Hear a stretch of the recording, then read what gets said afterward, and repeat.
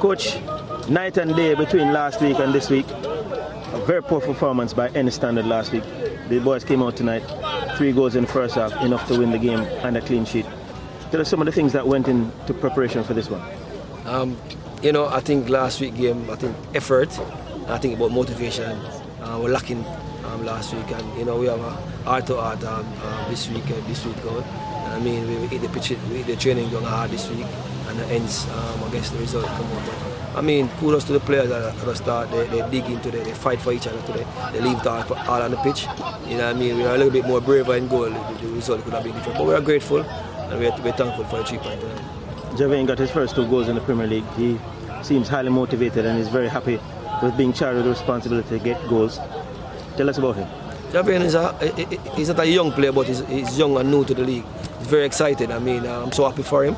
I mean, the future is there for him, and he's learning, and he works hard in training. He listens well. Sometimes a day don't get it right. So we just hope this can be a catalyst for him for great things to come in the future. A game of 2 halves. What was the difference with the first half versus the second half? Second half didn't seem that connected as though you started the first half. When in football long enough to know that, psychologically when you're 3 goals up, not when the game was already done. My instruction was go there and see if we can, execute what we have been doing all week. And I think the players have realized that a clean sheet better than get an next goal. So. But we live with it. Something we can adjust going forward in the future. All right, coach.